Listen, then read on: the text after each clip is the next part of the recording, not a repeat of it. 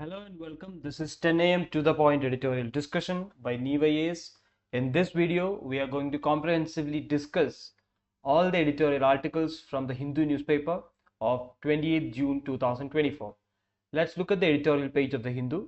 We have one article for detailed discussion, which is on the recent dispute, which is a long-term dispute. In fact, we have a recent escalation on the fishermen issue in the Tamil Nadu coast. So we'll discuss this particular issue in detail. We have Arvind KEJRIWAL'S arrest. We have an article on the RAISI terror incident that took place on the swearing-in day of the government. We have an article on the VANDE Bharat trains.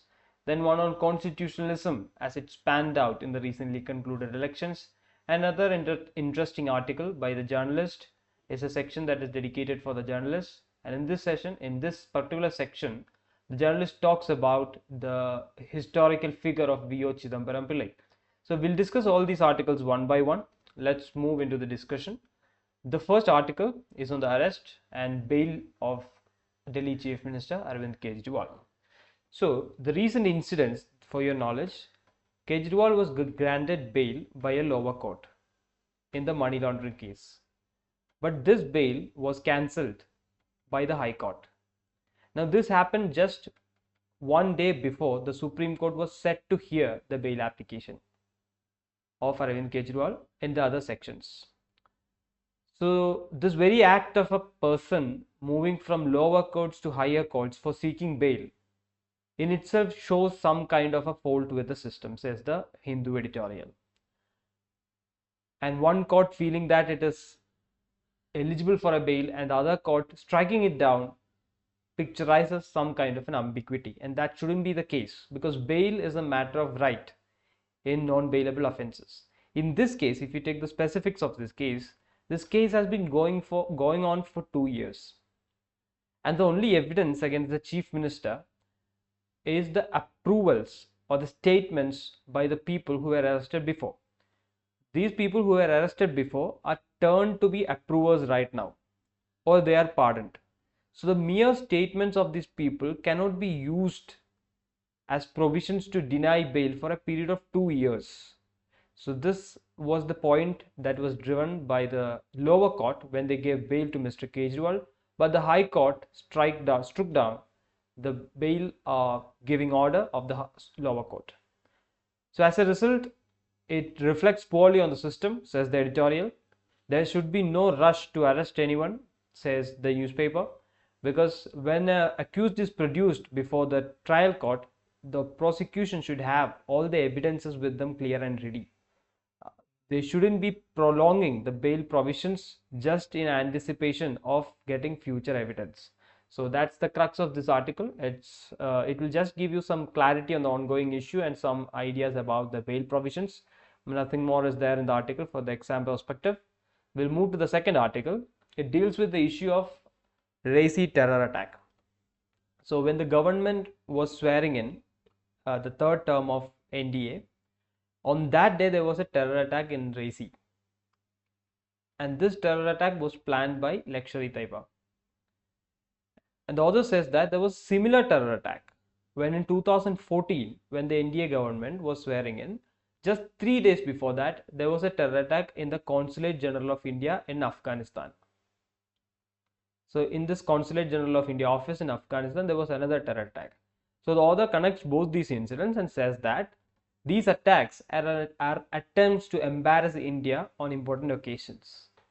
The author further dwells into the incidents and says that the rise of Taliban in Afghanistan gives some kind of a moral victory for separatists both in J&K and Pakistan.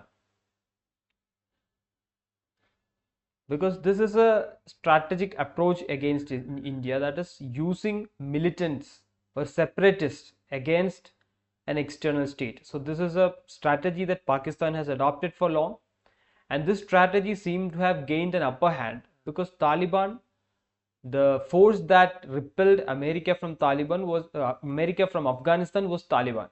Taliban is similar to the separatist group that attack India.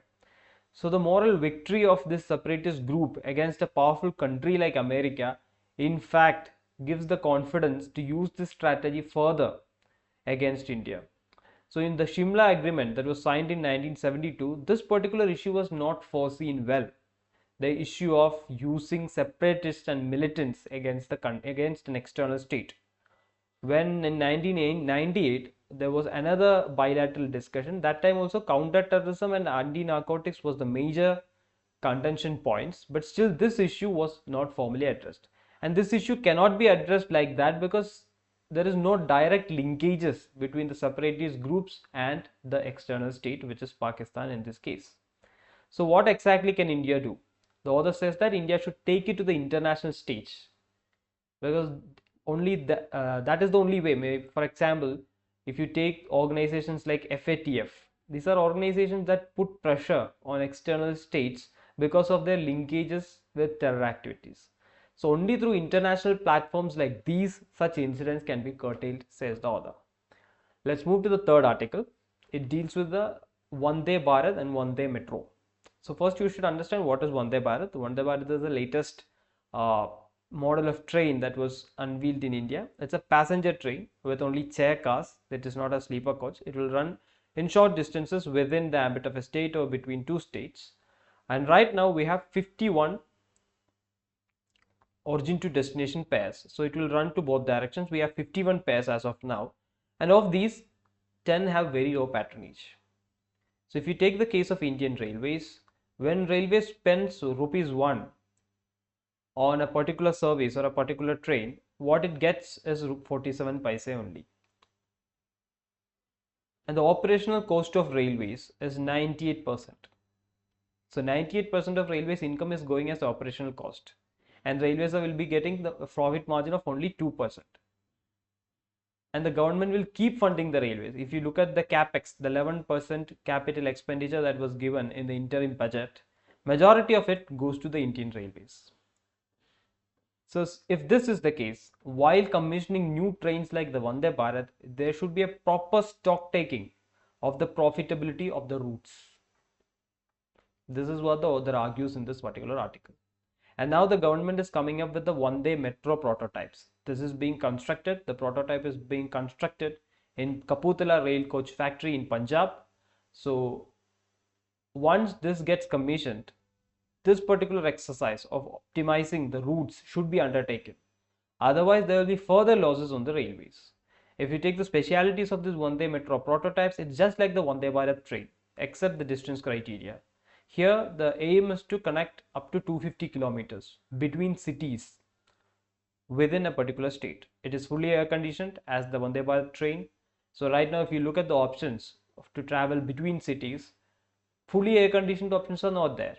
So if you take buses of up to 250 kilometer, we don't have something like a Volvo or a Scania. What we have is normal buses which are not air conditioned, but there are Uber cars or other taxis which are air conditioned, but majority of the middle class population cannot afford these cars because they are very expensive. So this particular Vande Metro comes into that space. Short distance can be afforded. Long distances, people prefer either flights or long distance buses, but in the middle we don't have quality and affordable transportation. That is where Vande Bharat metros come in. They also have bio toilets, they have closed toilets, closed doors, which will reduce the fatalities. So with all these facilities, when the Vande Metro comes in, there should be optimization of the routes, otherwise it will incur further losses on the Indian Railways. So this is the argument put forth by the author. Now we'll move to the article on the idea of constitutionalism. So the idea that is put forth in this article is, so if you see this, the small constitution version of the small constitution was raised up by opposition MPs, and this was a major election issue as well. So how far did it fare in the elections? That is what these authors examines. So they argue that when the BJP came to power in 2014, they had a major ideological trump card, which was the Hindutva majoritarianism. And now, during that time, during the past 10 years, the opposition didn't have a strong counter to it. They were just responding to what was there. But now they have found a new counter in the form of constitutionalism. So using constitutionalism, they succeeded in putting an effective counter, says the author. But the other person who is in the panel, he disputes this idea and says that even though the idea of constitutionalism was relevant in this particular elections, it was not a national phenomena. If it was a national phenomena, it wouldn't have been reflected in Gujarat. It would have reflected in Gujarat and Madhya Pradesh, because in Gujarat, except one, all the seats were won by BJP, and Madhya Pradesh, it was a clean sweep. So two states cannot be completely isolated from a national phenomena if constitutionalism was a national phenomena. So he says that the delivery services, the service delivery of the government was effective in both these states. And maybe that's the reason why it didn't affect there. But the rise of constitutionalism as an alternative to the Hindutva politics is something that both the authors sees in the domain of Indian politics. So that's the crux of the article. We'll move to the final overview article. This article, as I said, is a very interesting one. So this is a session called Notebook, which is written by the journalist. This time it is written by Meera Srinivasan. So she talks about her experience in visiting Sri Lanka in the context of the visit of External Affairs Minister S. Jayashankar. He visited Sri Lanka to further cement the India-Sri Lanka Economic Partnership Vision document. So there were a lot of projects that is commissioned as a part of India-Sri Lanka Economic Partnership Vision document. This was adopted by two governments in 2023. To further cement this, the External Affairs Minister visited Sri Lanka in 2024, and the author had a chance to accompany the minister during that visit, in the sense that as a journalist. So during that particular occasion, the author came across another book release, and that is where our takeaway from this article lies, because the book was on V.O. Chidambaram Pillai. So in this year's prelims, there was a question on a book, Why Bharat Matters. It was written by External Affairs Minister. So similar books becomes important for prelims from now on. This book is written by A.R. Venkatachalapathy. So the book is called Swadeshi's Team, V.O. Chidambaram Pillai and the Battle Against British Maritime Empire. So just to understand who wrote this book, the point here is the person, V.O. Chidambaram Pillai. So he was a freedom fighter who had the idea of countering colonialism using the tool of economic nationalism. So he was an entrepreneur, an industrialist who tried to counter colonialism with an economic nationalism. So he launched his Swadeshi Steam, which is a navigation company, a century ago, along the 1900s, the first decade of the 1900s. During this period, he launched this navigation company. It fared between Tuticorin in Tamil Nadu to Colombo in Sri Lanka.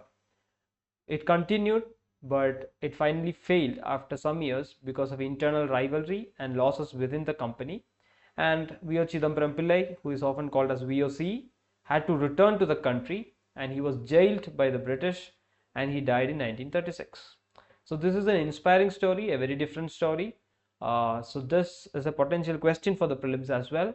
So keep this information in mind. So let's move to the final article, which is the detailed discussion article.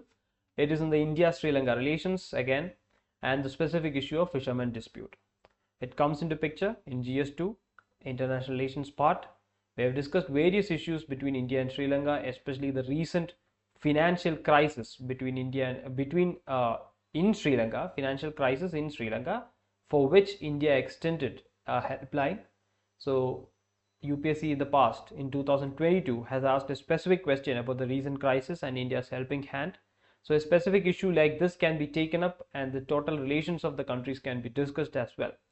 So the current issue is a Sri Lankan sailor died off the Jaffna coast, and this happened because during the patrolling of an Indian fishing vessel, the vessel had almost 10 fishermen, 8 from Tamil Nadu and 1 from Andhra Pradesh. So, and these persons escaped, and this is not the first time an issue like this is coming out. There were fishermen who were captured, some of them died, and this is a constant and recurring issue between India and Sri Lanka. If you look at the reasons behind it, these reasons are also the way forwards. When you understand the reasons, you can suggest the way forward. And we'll look at it one by one. First of all, there was a demarcation of the maritime boundaries between both the countries post a bilateral agreement, and this took place in 1974-76 time. You should also understand the issues like the Kachadip Island dispute, which was resolved along bilateral issues. This was an electoral issue as well. So once these disputes, border disputes, were settled, new borders came into picture. When new borders comes into picture, there is always a dispute There is always a consensus among the countries, but for fishermen, this is something different because this has been traditional fishing routes for these people for years. And it is difficult for them to analyze where exactly they are or to demarcate the maritime boundary using their level of technology and understanding. So that issue from the fishermen ends continues, but from the national sides, we have a consensus right now. And this ambiguity is continuing because of this bilateral maritime boundary fixation. The second issue, the fishermen, even when they know that there is a boundary limit, they fare into the Sri Lankan borders because it becomes a matter of livelihood for them. So it's a question of livelihood support for fishermen from the South Indian coast versus the maritime boundary of the Sri Lankan coast, as well as the conservation of the Sri Lankan ecosystem. Because most of these fishermen use bottom trawlers. What these bottom trawlers do is to catch fishes that are small in nature, that are not likely to be catched otherwise, and this in turn will destroy the fishing marine resources in the waters. So these bottom trawlers are used by TN fishermen rapidly, and this is a matter of concern for Sri Lanka. And we had a platform called the Joint Working Group, and this group is not functioning properly right now. They had the last meeting 2 years back, and that too was held virtually.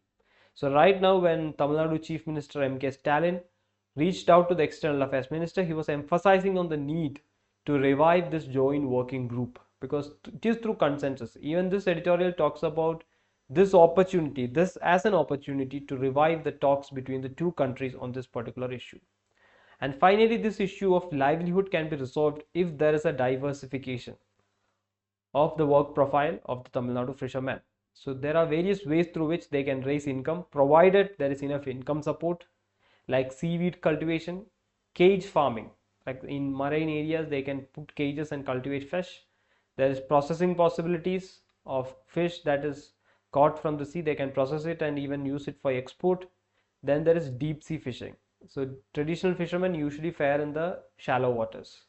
So deep sea fishing, there is a project called India Deep Sea Fishing Project, where the government gives a financial grant. For this, you need specialized vessels. So government will give a financial grant, but this scheme was not that successful because that grant was not good enough for the people to invest in this scheme, because the article itself talks about giving more financial aid in the deep sea fishing scheme. Only then people will be able to invest in that and take more risk.